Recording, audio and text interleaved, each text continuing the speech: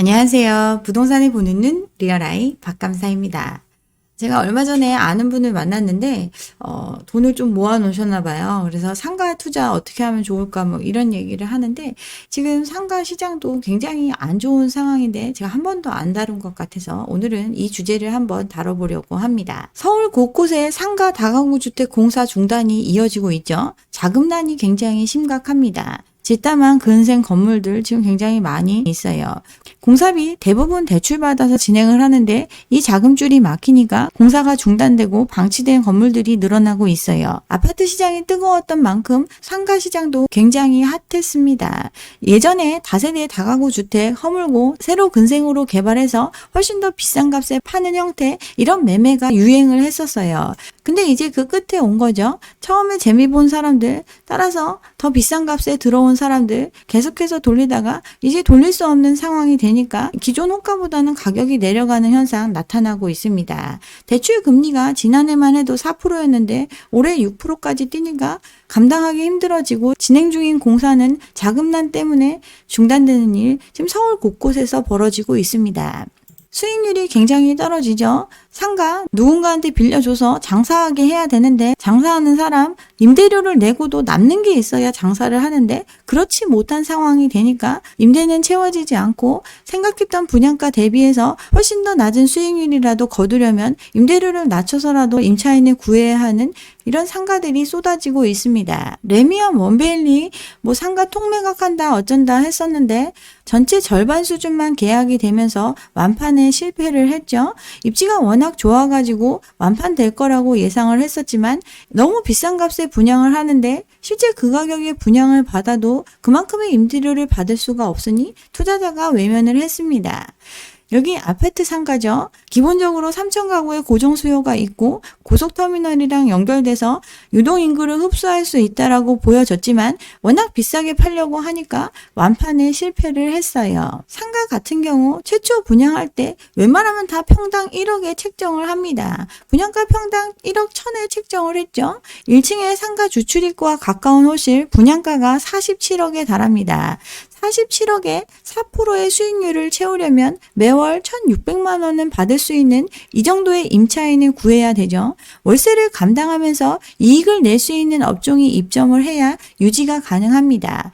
3천 배우 세대 한 달에 6천 매출은 돼야 유지할 수 있으니 이거 분양을 받지 않습니다. 개포동 자이스퀘어, 여기도 아직도 미분양 상태죠. 개포 프레지던스 자이 단지 내 상가인데 단지 내 3,300세대의 고정 수요도 있고 인근에 아파트 단지도 많이 있기 때문에 이런 수요가 있지만 지금 이 상가 텅텅 비어 있습니다. 아파트 단지 내 상가의 장점, 다른 상가보다 고정적인 배우 수요가 존재한다는 장점이 있기 때문에 메리트 있는 건데, 여기에 상가를 워낙 비싸게 분양을 하고 그 분양받은 가격에 대비해서 어느 정도의 임대 수익을 거두려면 높은 임대료가 아니면 그 수익률을 맞출 수 없기 때문에 사람들 높은 임대료를 기대하지만 실제 장사하는 사람 입장에서는 그 임대료를 주고는 현상 유지도 할 수 없기 때문에 텅텅 빌 수밖에 없는 이런 구조입니다. 지금 원베일리 상가 임대 호가 보면 1층 제곱미터당 21만 원, 2층, 4층 12만 원씩 나와 있죠. 분양가에 맞춰서 상가 임대를 구하고 있습니다. 원베일리 상가 고터역에서 서쪽으로 한참 떨어져 있죠. 지금 여기에 있는 상가의 임대료 수준을 1층 제곱미터당 21만 원, 2에서 4층 12만 원 이 정도에 구하고 싶어 하는데 실제 고속터미널 가까운 더 많은 유동인구가 올 수 있는 곳의 임대료 수준 보면 이게 허상에 불과하다는 거 알 수 있습니다. 고터 앞에 건물은 낡았지만 상가 건물의 영향 크지 않죠. 입지가 가장 중요합니다. 1층의 임대료 9만 원 부르고 있죠. 이거 위치가 안 좋을 수 있다고 쳐도 원베일리의 호가와는 엄청난 차이가 있습니다. 2층에서 5층, 여기 고터 앞에 학원 많이 있죠. 여기 지금 임대료 수준 5만 원 정도입니다. 새로 지어지는 원베일리 상가의 임대료 수준의 절반도 안 되는 금액에 형성되어 있는데 과연 이들이 이곳을 버리고 원베일리로 전부 다 이전해 갈까요? 반포자이 이미 안정된 아파트 단지이죠. 여기 단지 내 상가 임대료 수준 1층 13만 원입니다. 지금 분양하는 분양가에 맞춰서 임대 호가를 높게 부르고 있지만 실제 비슷하거나 더 큰 규모의 배후를 끼고 있는 지역의 임대료 수준을 봤을 때 그 임대료를 감당하면서 거기에 들어와 줄 사람은 극히 적을 수밖에 없는 게 현실입니다. 헬리오시티, 여기 원베일리에 비해서 3배 규모의 배후지를 가지고 있죠. 만세대 가까운 규모의 이 단지 내 상가 1층 제곱미터당 5, 6만 원 정도에 형성되어 있죠. 주변 시세 상대적으로 비교할 수 있는 안정된 단지들의 임대료 수준에 비추어 봤을 때 엄청나게 높은 임대료 수준이어야만 이 상가를 소유하는 의미가 있습니다. 그러니 분양이 안 됐다고 볼 수 있어요. 대표적인 투자 자산 중에 하나가 바로 상가죠. 내가 소득 활동을 하지 않아도 꾸준한 임대 소득을 누릴 수 있는 노후 대비 상품으로 많이들 상가를 찾는데, 그렇기 때문에 수익률에 민감할 수밖에 없습니다. 수익률은 또 금리와 연동이 되죠. 대출을 감당하면서 이자를 내고도 자기가 투자한 원금 대비해서 일정 수익률을 볼 수 있는 상품, 그렇게 돼야 상가에 투자를 할 수 있는 건데, 그러기엔 너무나 비싸게 팔려고 하기 때문에 상가가 팔리지가 않습니다. 지금까지의 시장 너무나 왜곡이 됐습니다. 저금리가 지속이 되니까 상가 가격 또한 버블이 생겼어요. 금리가 낮아지고 자산 가격이 오르니까 사뒀다가 이자 내고 유지를 하다가 시세 차익을 볼 수 있다. 이런 투자의 개념으로 수많은 물건들이 팔렸어요. 10년간의 저금리, PF 시장을 통해서 공급된 수많은 구분 상가들, 지식산업센터, 오피스, 이런 투자 상품들을 수많은 사람들에게 팔았고, 이거 분양받을 때 기대했던 임대료를 받을 수 있을 거란 생각으로 그 대금을 치르고 있지만 이들 굉장히 깝깝한 상황이라고 볼 수 있습니다. 저금리가 이 공급과 수요의 논리를 삼켰다고 볼 수 있어요. 예금보다 낮은 수익률에도 가격이 오르는 현상, 누군가 훨씬 더 비싸게 사줄 거다, 이런 자본이득을 쫓는 과정을 통해서 가격은 오르고 또 올랐어요. 근데 상가의 본질, 누군가 와서 장사를 해주고 누군가 와서 돈을 써주고 그 돈으로 임대료를 내줌으로써 수익을 얻을 수 있어야 그 가치가 있습니다. 지식산업센터, 주상복합, 아파트 단지 내 상가, 그 지역의 배후 수요, 그들의 소득, 그들의 소비 수준 뻔한데 수많은 공급은 쏟아졌어요. 인구는 줄어들고 사람들은 빚더미에 앉아서 쓸 돈은 없는 상황입니다. 소득은 실질적으로 줄어들고 있고 이자 부담의 증대로 가처분 소득은 줄어들고 있는 게 현실이에요. 당연히 수요는 줄어들 수밖에 없는데 수많은 상가들이 공급이 됐습니다. 수익률이 0%대, 이거 강남의 얘기죠. 애물단지로 전락하고 있습니다. 집합상가, 소규모 상가, 중대형 상가, 모든 상가의 투자 수익률이 1%도 안 되는 상황입니다. 그만큼 사람들이 수익률보다는 계속해서 오를 거다라는 믿음으로 묻지도 따지지도 않고 높은 가격에 사들였고, 그 와중에 소수는 이익을 봤을지 몰라도 대부분은 여기에 물려 있습니다. 실제 그들의 상가를 채워줄 수 있는 임차인들이 낼 수 있는 임대료 한계가 있죠. 그러니 모든 상가의 투자 수익률이 지금 1%도 안 되는 모습이 나타나고 있습니다. 가격 대비해서 임대 수익이 바로 수익률이죠. 임대료가 낮아지면 수익률은 떨어질 수밖에 없습니다. 또 가격이 올라가도 수익률은 떨어질 수밖에 없어요. 받을 수 있는 임대료 수준은 한계가 있죠. 그 지역에서 장사해서 임대료를 내고도 이익이 있는 수준, 그 정도의 한계 내에서 임대료는 형성이 됩니다. 근데 분양 가격은 치솟아 올랐죠. 가격은 계속 오르는데 임대료는 그대로이거나 오히려 장사가 안 돼서 더 낮춰줘야 되는 상황이 되니까 수익률은 바닥을 보일 수밖에 없습니다. 경기 부진에 상가 투자 수익률은 떨어지고 있는데 이런 물량이 계속해서 늘어나고 있습니다. 그동안 주택시장이 화랑이었기 때문에 수많은 아파트가 공급이 됐고, 용도 지역별로 단지 내 상가가 됐든 아니면 주상복합 상가가 됐든 그에 상응하는 물량이 또 공급이 됐어요. 지방에 늘어나는 입주 물량, 주상복합 상가나 단지 내 상가, 이런 게 대부분을 차지하죠. 올해 입주 상가의 72%가 주거지 수요를 배후에 둔 상가라고 합니다. 돈은 없는데 비싼 아파트를 사줄 사람이 많다. 이들이 돈을 많이 쓴다. 그래서 상가를 비싸게 분양을 했고 그걸 사람들 은퇴 대비해서 분양받았는데 현실은 냉혹합니다. 오피스, 지식산업센터 이런 업무시설 같은 경우도 마찬가지입니다. 지식산업센터 엄청나게 분양을 많이 했죠. 이렇게 분양된 지식산업센터를 채워줄 수많은 입주업체가 있을 것이고 그들이 여기서 돈을 쓸 거기 때문에 일정 부분의 수익률을 보장받을 수 있다. 그러면서 상가를 분양을 했습니다. 그 물량 수도권에 집중되어 있어요. 경기는 부진하고 소비 확대에는 한계가 있죠. 사람들 지금 빚지고 있어가지고 쓸 돈도 없다고 말씀을 드렸는데 그 쓸 돈 없는 사람들이 여기 많이 와서 돈 많이 써줄 거라고 기대해서 분양을 받았지만 공시를 면하는 것도 어려운 게 현실입니다.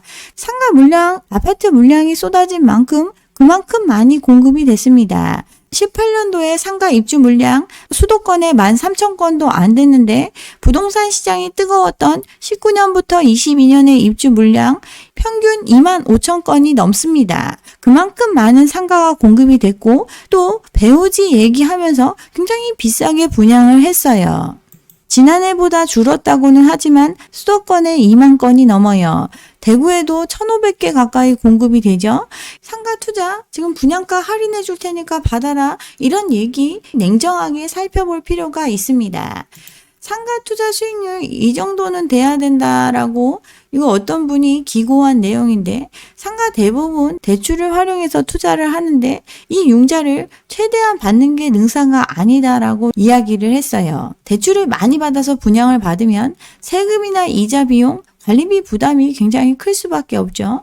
임차인이 장사가 될 거라고 생각해서 그 임대료에 계약을 했더라도 중간에 나가는 경우도 많죠. 계약을 해지해서 공실이라도 발생을 하면 계속해서 건물을 유지하는데 부담은 커질 수밖에 없어요. 투자 수익이 마이너스가 될 수 있는 거죠. 안정성을 선호한다면 융자 비율 최대 30%를 넘기지 않는 게 좋다. 이렇게 조언을 했습니다. 서울 같은 경우 6%, 수도권 같은 경우 7%, 그 외 같은 경우는 8% 정도, 이 정도 수익률은 보여야 투자 가치가 있다라고 이야기를 했던 거, 이게 19년도의 일입니다. 이게 상가 전문가가 이야기했던 내용인데 지금 분양받는 거 4% 받기도 힘들죠. 3%만 돼도 아니 채워주기만이라도 해야 손실을 최소화할 수 있을 만큼 지금 사람들 어려운 입장입니다. 부동산 투자 같은 경우 대부분 레버리지를 활용을 하는데 상가는 전세가 없죠. 월세입니다. 임차인이 나가면 관리비도 부담해야 되고 또 거래 비용도 훨씬 더 많이 들어요. 그래서 가장 중요한 거는 꾸준한 임대 수요 그리고 적정한 임대료를 기초한 매입가입니다. 사람이 모여야 돈을 쓰고 장사가 잘 돼야 임대료를 낼 수 있는 것, 이거 상식적인 얘기입니다. 적정한 임대료 수준이어야 안정적인 상권을 유지할 수 있는데 분양가가 높아지니까 초기 임대료 자체도 굉장히 높은 효과를 보일 수밖에 없어요. 그러면 상권 자체가 안정될 수가 없죠. 공실이 장기화되고 상권이 안정되지 못하면 사람들이 찾지 않는 상가가 되는 악순환에 빠질 수 있습니다. 수많은 상업용 부동산이 공급이 됐습니다. 특히 강남 일대 다가구 부시고 상가로 바꾸는 일 많이 벌어지고 있죠. 골목 상권 트렌드에 맞춰서 지금 변화하고 있는데 골목 상권의 특징, 특색이 사라지면 사람들이 찾지 않습니다. 소규모의 개성 넘치는 가게들이 입점을 함으로써 그 지역이 각광받고 사람들이 모여들 수 있는 건데 장사가 좀 된다 하면 주변 전부 다 용도 변경하고 리모델링 신축해서 너도나도 상가를 짓고 있으니 그 상권의 매력이 사라지고 다시 쇠락하는 과정 지역 곳곳에서 일어나고 있어요. 대형 쇼핑몰 상가도 지금 쇠락하고 있죠. 온라인이 발달을 하면서 꼭 필요한 건 집에서 받아볼 수 있는 그런 환경에 우리는 살고 있습니다. 정말 트렌디한 아니면 정말 대규모여서 사람들을 끌어들일 수 있는 그런 규모가 아닌 이상 상권은 급속하게 약화될 수밖에 없습니다. 그래서 지금 대기업 몰들 이런 것만 살아남고 있죠. 이게 상업용 부동산의 현실이에요. 일산 라페스타 지금 몰락했다고 볼 수 있죠. 권리금 1억이나 되는 핫플이었는데 지금은 빈상가도 많아서 휑한 느낌이 들고 찾는 사람이 사라졌습니다. 주변에 대기업이 운영하는 스타필드, 이케아 이런 게 들어서고 트렌드 또한 둔감하죠. 주변에 마땅히 갈 곳이 없는 경우에야 버텨낼 수 있었지만 주변 개발이 되면서 볼거리 먹을거리가 다른 데에 더 많으니까 여길 찾는 수요가 줄어들죠. 또 빠르게 바뀌는 트렌드를 대기업처럼 따라가지 못하기 때문에 사람들은 점점 그곳을 찾지 않게 되고 그러면서 몰락하는 과정 지금 곳곳에서 벌어지고 있습니다. 또 여기 같은 경우 상점을 개인한테 분양하고 소유권을 넘겼죠. 장사가 잘 될 때는 몰라도 침체를 하면 여기를 부흥시킬 만한 동력이 사라집니다. 트렌드에 둔감하고 관심도가 떨어지고 매출이 감소되는 악순환이 계속되는 현상, 이렇게 분양했던 대규모의 쇼핑몰들이 겪고 있어요. 상업용 부동산 시장의 침체, 비단 우리만 겪고 있는 현상은 아닙니다. 미국 뉴욕 상업용 부동산 위기에 처해 있죠. 두 곳 중 한 곳이 좀비 빌딩입니다. 오피스를 깔끔하게 리모델링해도 텅텅 비어 있습니다. 번화가인 미 최대 백화점 인근 사무실도 비어 있어요. 30층 고층 건물 전체 층의 절반이 텅 비어 있고 임대료는 코로나 이전보다 40%나 내렸지만 여기를 채워줄 임차인을 찾지 못하고 있습니다. 임대료 감당이 어려워지면 임대료가 싼 지역으로 옮겨가죠. 비싼 값에 샀으니 일정 부분의 수익률을 보장받을 수 있으려면 임대료를 더 높일 수밖에 없는데 장사하는 사람들, 사업하는 사람들 그 임대료를 감당하고도 이익이 있어야 그 자리를 유지할 수 있습니다. 그러니 올라간 임대료를 감당하지 못하면 그곳을 떠나게 되고 거길 다시 채워줄 임차인을 찾는 게 너무나 어려운 게 현실입니다. 건물주들 대출을 많이 받아서 이 물건을 유지하고 있는데 못 견디니까 헐값에 처분하는 현상, 지금 이 공포가 뉴욕에서 현실화되고 있어요. 상업용 부동산 침체가 미국 경제를 강타할 수 있다라는 우려까지 나오고 있습니다. 뉴욕의 오피스 두 곳 중 한 곳은 텅텅 비어 있고 고점 대비해서 50% 이상 낮춰서 거래되는 빌딩이 수두룩한 게 현실이죠. 자산 가격의 거품이 형성이 됐습니다. 그동안 사놓으면 오른다. 이러니까 부동산 계속 올랐죠. 상업용 부동산도 마찬가지였죠. 올라간 가격에 맞춰서 높아진 임대료를 감당할 수 있는 수요 한정적이고 채워주지 못하니 공실은 늘어나게 됩니다. 공실이 늘어났을 때 이걸 버텨낼 여력이 없으니 매가를 낮춰서라도 이 상황을 타개하는 현상 지금 벌어지고 있어요. 그나마도 팔고 정리되면 다행인데 안 되면 디폴트 나는 거죠. 이에 대한 금융 부담, 이로 인해서 미국 경제에 치명적인 영향을 줄 수 있다. 이런 우려 남의 일이 아닙니다. 글로벌 1등 도시 뉴욕이 지금 이 모양입니다. 우리나라 가계빚 1등의 국가죠. 긴축의 환경에서 빚은 잔뜩 지고 있으니 가처분 소득은 점점 줄어들고 쓸래야 쓸 돈이 없습니다. 근데 부동산 자산 가격은 치솟아 올라서 임대료도 같이 올려받으려고 하고 있고 그러니 가게들은 채워지지 않고 있습니다. 가게가 안 채워지면 상권 발달이 불가능하죠. 인구는 한정되어 있고 감소는 진행 중이고 공실은 계속 늘어나고 있으니 이 상업용 부동산의 거품도 곧 꺼질 수밖에 없습니다. 연예인들 엄청나게 건물 많이 샀죠. 100억 건물주라는 이 연예인이 산 빌딩 1층 안경점 빼고는 텅 비어있죠. 연 2억씩 손실을 보고 있습니다. 성수동에 있는 빌딩을 100억에 매입을 했는데 매입가 당시 최고가로 매입을 했습니다. 근데 설정된 채권 최고의 기준에 보면 한 80억 가까이 대출을 받고 있는 거죠. 매달 내야 되는 이자가 2,600만 원으로 추정되고 있습니다. 누군가 와서 임대료 내주면서 채워줘야 되는데 그게 안 되고 있으니 벌어서 이자 내고 있는 거죠. 유명 연예인 커플 강남 빌딩 400억 손실봤다 이런 기사도 나오고 있죠. 500억짜리를 920억에 샀습니다. 그리고 이걸 1,400억에 팔려고 했는데 안 팔린 거죠. 920억에 판 사람은 부동산 자금을 현금화해서 금융자산으로 이동시키는 것이 유리하다고 판단해서 21년도에 이 연예인에게 팔았다고 합니다. 임대료 안 나와도 시세 차익을 볼 수 있다. 자산시장의 버블기에 그동안 연예인에서 모은 돈 다 쏟아붓죠. 쏟아붓는데 말한 것처럼 훨씬 비싼 값에 팔려고 매각 시도를 했지만 사준 사람이 없습니다. 서초동 건물 920억에 매입을 했는데 월세만 2억이다. 3%도 안 되는 수익률이죠. 완전히 꽉꽉 채워줘도 3%도 안 되는 수익률임에도 이 건물을 매입을 했어요. 강남역 도보 2분 거리 초역세권 사기만 하면 나중에 훨씬 비싸게 팔 수 있을 거다라는 믿음에 남들이 산 것보다 훨씬 비싼 값에 연예인들 건물 많이 샀습니다. 그동안 부동산 투자에서 많이 벌어본 경험이 있기 때문에 또 이걸 한 거죠. 그렇지만 가장 거품이 심한 시기에 물건을 매입을 했고 그거보다 훨씬 비싸게 팔려고 내놓지만 안 팔리고 건물의 공실은 늘어나고 있죠. 앞으로의 상황은 더욱더 심각해질 수밖에 없어요. 공급이 예정된 엄청난 물량들이 대기하고 있고 경기 침체는 기정사실입니다. 긴축의 상황은 금리 인상이 멈추고도 한동안 유지될 예정입니다. 자영업자 대출 이런 거 유예해 놨던 건 9월이면 도래를 하죠. 자영업자 중 40%가 임대업자인데 이들의 대출 유예 기간도 9월이면 끝이 납니다. 그동안 빌려 쓴 돈 1,000조가 넘고 이금융권 도산 위기설도 솔솔 나오고 있습니다. 부동산 시장 그동안 막대하게 풀린 유동성 때문에 가장 뜨거웠었지만 이게 식어가는 시기에는 가장 큰 충격을 받을 수 있습니다. 집 사줄 사람 없는데도 계속 오른다고 얘기했던 시장이죠. 누군가는 더 비싸게 사준다 이런 믿음으로 비싸게 올라간 가격도 싸다고 하면서 또 사들인 시장이에요.